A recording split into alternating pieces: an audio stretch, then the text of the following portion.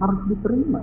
Seperti waktu Pak Prabowo menerima dengan ikhlas kesalahannya, walaupun awalnya ia paling kesal, paling marah, dan ia menganggap ada kecurangan. Dan PDI Perjuangan harus melakukan itu. PDI Perjuangan pun sudah levelnya saya rasa sudah besar, tidak lagi berperan, dan dia harus berani bersikap. Atas nama Republik ini, kita menerima bahwa kita kalah. Dan dia harus menunjukkan bahwa partai ini juga menunjukkan sikap kalah menang itu hal biasa dalam pilpres. Program Tribunnews on Fokus Tribuners kembali membersamai Anda bersama dengan saya Nila Irdah, calon wakil presiden nomor urut 3. Profesor Mahfud MD memastikan TPN Ganjar Mahfud ini akan mengajukan gugatan terkait dugaan kecurangan Pilpres ke Mahkamah Konstitusi. Ia juga meyakinkan bahwa pihaknya telah mengantongi sejumlah bukti yang kuat untuk diajukan dalam gugatan tersebut. Mahfud MD bahkan membantah selama ini PDIP hanya menggertak saja dan menurutnya pihak 03 saat ini sedang menunggu jadwal untuk mengajukan gugatan ke MK setelah pengumuman dari KPU hasil rekapitulasi suara diumumkan secara langsung. Lalu bagaimana kacamata pengamat soal langkah hukum yang diambil oleh koalisi 03 ini? Saya membahasnya Tribuners bersama dengan pengamat politik Citra Institut. Ada Bang Efriza yang juga sudah bergabung dalam sambungan Zoom bersama dengan saya. Bang Efriza, terima kasih sudah bergabung. Ya, terima kasih Manila. Terima kasih untuk Tribun News dan Tribunot. Salam. Now. Baik, Bang Efriza, terima kasih menyempatkan waktunya juga berbincang bersama dengan saya hari ini. Terbaru Koalisi 03 setelah hanya statement yang disampaikan, ini statement terbaru disampaikan oleh Prof. Mahfud mengatakan sudah menyiapkan sejumlah bukti untuk nantinya mengajukan gugatan ke Mahkamah Konstitusi. Setelah pengumuman akhir dari KPU, saya ingin minta pengantar dari Bang Efriza terlebih dahulu. Ya, yang pertama kita harus akui bahwa ini adalah demokrasi. Silakan saja untuk mengajukan gugatan hak angket. Hanya saja yang perlu diingat, hak angket itu harus diharapkan dan sangat diharapkan oleh negeri ini berkontribusi untuk perbaikan bagi pemilu ke depan. Dan saya lihat ada narasi yang menarik, narasi besar yang tidak boleh dilupakan. Hak angket ini jangan sampai pilpres semata. Hak angket ini sebaiknya juga masuk kepada proses di pemilu legislatif. Kenapa harus sampai proses di pemilu legislatif? Karena narasi yang dibangunnya adalah suara 03, suara Ganjar Mahfud itu tidak linear dengan suara partai. Kalau sudah berbicara suara partai, suara caleg, maka ini artinya ada hubungan, ada yang harus dibuktikan. Benar tidak bahwa di sini ada kecurangan? Kenapa suara partai tidak sama dengan suara capres? Mengapa suara capres kecil? Nah ini harus dibuka, harus dijelaskan di publik. Tidak bisa saya enaknya saja atau dipotong-potong atau dinarasikan yang penting menguntungkan dan itu sesuatu yang tidak baik. Saya harus menekankan bahwa kalau memang suara partai dan suara presiden itu tidak linear, pertanyaan sederhananya untuk membuka adalah apakah benar caleg ini memang mensosialisasikan Ganjar atau jangan-jangan caleg ini juga tidak mensosialisasikan Ganjar. Caleg sibuk untuk pemenangan mereka. Makanya Ganjar tidak linear suaranya. Ganjar Mahfud tidak linear suaranya dengan para caleg dan PDI Perjuangan. Dan ini akan membuka juga nanti apakah layak suara Ganjar yang kecil membuat seorang caleg yang suaranya besar di TPS tidak dilantik karena sudah tersikat akan janji politik, kontrak politik bahwa tidak dilantik jika suara di TPS dia lebih besar daripada suara presiden ataupun suara perhitungan kota atau apapun lah itu. Nah ini artinya harus clear Jangan sampai ada seorang caleg tidak dilantik hanya karena suara capresnya yang memang kecil, yang sudah digenjot, sudah dibegadang, sudah disosialisasikan, tidak dipilih oleh masyarakat. Dan itu harus diperhatikan. Hmm. Ya, Ini itu kalau penting. Kalau kita lihat Bang Efriza ini kan paslon 03 yang terus menggemakan adanya kecurangan, kemudian akan melakukan langkah lanjutan begitu ya, seperti gugatan ke MK, hak angket dan sebagainya. Ini di kondisi suaranya adalah suara yang paling rendah sekitar 16%, namun yang terus digemakan juga kecurangan ini dilakukan oleh paslon 02 begitu. Sementara ini kan kontestasinya tiga kubu begitu ya, ada paslon 01 dan juga paslon 02 serta paslon 03. Apakah Bang Efriza juga melihat keseriusan untuk mengungkap hasil kecurangan Pilpres yang dilakukan koalisi 03 ini hanya berfokus ke paslon 02 saja dengan motif tertentu atau seperti apa, Bang? Ya, kalau kita melihat narasi ini sama, nanti yang kalah ini fokusnya kepada yang menang. Itu sederhananya. Dan kalau berbicara seperti itu, kita harus lihatkan dulu PDI Perjuangan. Mereka saat Pak Prabowo waktu itu menyebut ada kecurangan di pemilu 2019, apa narasi yang dibangun oleh mereka? Narasi yang dibangun bagaimana kecurangan jutaan.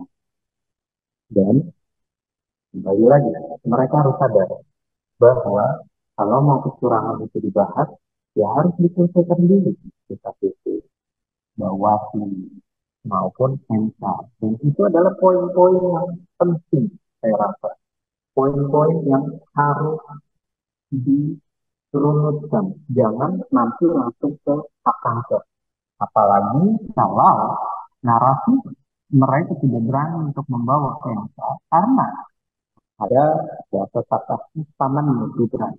Dan kalau seperti itu malah menunjukkan mentalitasnya menyebut kecurangan itu sekedar sesuatu yang kurang dapat meyakinkan publik dan kurang kebenarannya. Dan ini saya rasa harus disadari oleh mereka. Dan mereka harus membangun narasi ini. Adanya kecurangan ini bukan sekedar untuk 02. Tapi yang diharapkan adalah ia harus membangun perubahan bagi pemilu yang lebih baik di Indonesia. Karena itu saya merasa tidak perlu sekedar pilpres. Buka dong DPR. Kita lihat kembali proses ini baik atau tidak. Proses pemilu ini perlu untuk diperbaiki. Revisi undang-undang, dibuat aturan yang terbaik. Jangan sampai jika KPPS meninggal berduka kita sekedar menarasikan kecurangan, tapi kita melupakan legitimasi rakyat dibayar dengan adanya keranda, dan ini adalah suatu masalah di pemilu kita, bukan Hmm, sekedar kecurangan saya. baik. Selain selain memang kemudian koalisi 03 ya Bang Efriza akan melakukan gugatan ke MK ini kan secara bersamaan juga yang digulirkan adalah dorongan untuk hak angket ke DPR juga dilakukan begitu ya. Ini ada dua gugatan begitu ya atau dua langkah yang sekaligus diambil oleh PDI Perjuangan dan koalisi 03. Ini bagaimana Bang Efriza melihat hal ini? Ya, kalau saya melihat hal ini yang penting untuk disampaikan bahwa 03 ini harus memang membawa isu ini kepada level Mahkamah Konstitusi. Dan Mahfud itu punya pengalaman, Mahfud itu tahu. Dan kalau tidak dibawa, Mahfud yang harusnya berdiri menyatakan bahwa 03 sudah melakukan tindakan yang menggiring opini publik. 03 hanya melakukan narasi kecurangan pemilu untuk politisasi semata. Dia tidak berani untuk mengikuti juga proses peradilan pemilu. Dia tidak menghormati proses soal penghitungan suara ke MK. Artinya, dia mengabaikan satu institusi yang kita anggap penting mengawal konstitusi, mengawal suara rakyat. Dan Mahfud adalah Ketua Mahkamah Konstitusi, mantan dan punya rekam jejak itu. Artinya, Mahfud MD harus berdiri. Iya, jadi tadi saya katakan bahwa Mahfud ini harus berani untuk menyatakan dibawa dalam proses MK, dibawa dalam proses persidangan, dibawa dalam proses untuk melihat ada kecurangan atau tidak. Dan itu pun Pak Mahfud pernah menyatakan di era Kofifa itu pernah terjadi hal tersebut, pembatalan ataupun penghitungan ulang ataupun pemungutan suara ulang itu semua sudah diperintahkan oleh MK dan itu terjadi 2008 dan itu yang disampaikan oleh Pak Mahfud. Artinya Pak Mahfud itu berdiri meyakini konstitusi. Maka ketika ia bukan sebagai politisi, ia harus membawa narasi itu. Ia yang memimpin. Di levelnya legislatif, di level politik boleh Ganjar yang memimpin. PDI Perjuangan beserta organisasi atau anggota koalisi. Tapi untuk level MK, Mahfud harus berani berdiri. Tidak boleh sekedar paham. Tidak boleh sekedar takut karena ada pamannya Gibran. Sementara paman Gibran sampai saat ini pun kita ketahui dia bukan ketua MK. Artinya jangan menarasikan negatif MK walaupun pernah punya pengalaman negatif. Dan itu artinya Mahfud berdiri di rel konstitusi hukum dan dia masih menjadi sebuah negarawan, seorang penegak dari konstitusi dan hukum itu sendiri.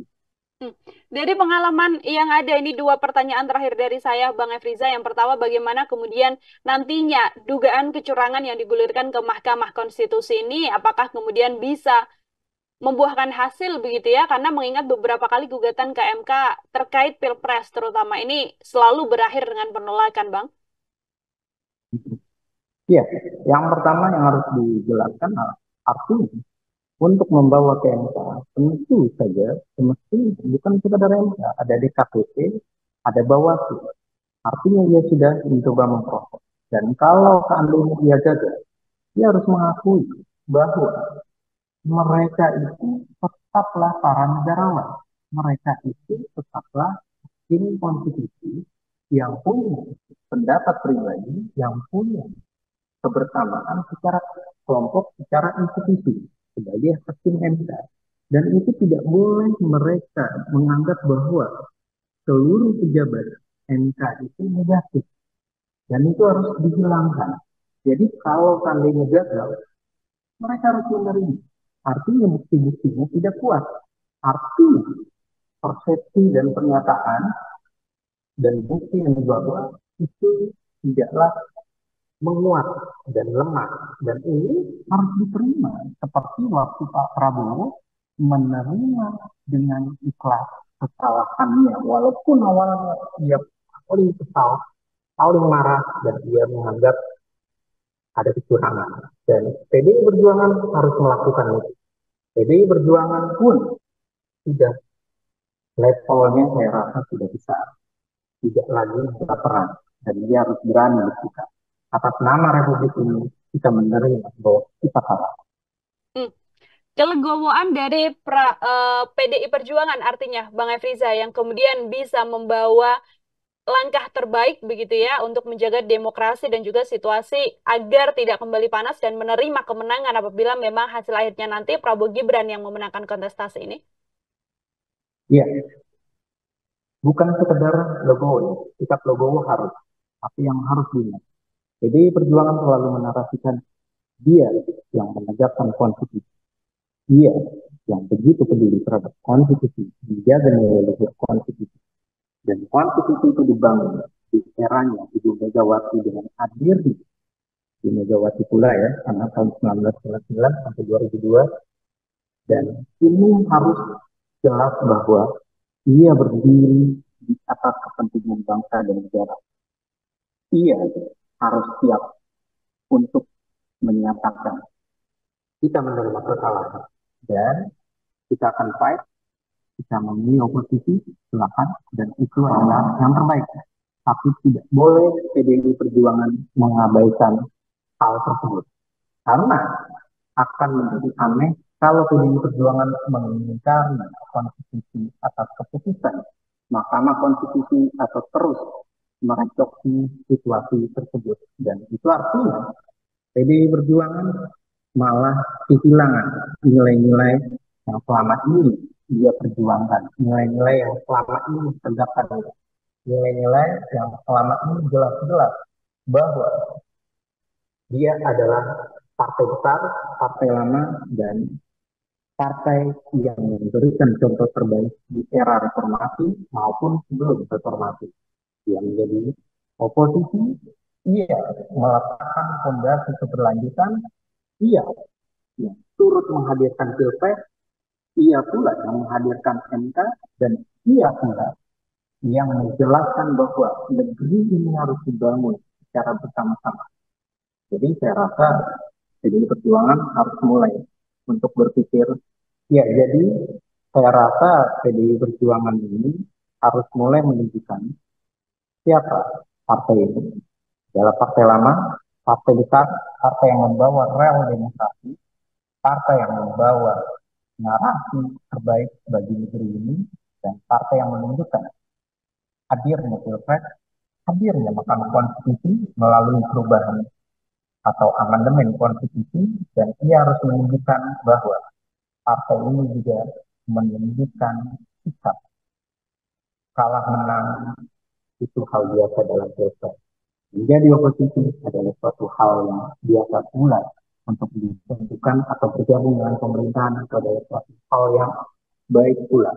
Namun yang terpenting adalah membangun negeri untuk bersama dan menunjukkan kepentingan bangsa dan negara di atas kepentingan kelompok. Dan pasca pilpres sudah selesai, kita sama-sama menunjukkan bahwa kita adalah satu bangsa, satu negeri, dan kita bersama membangun bangsa dan negara ini. Nah itu saya rasa ada di dalam PDI Perjuangan.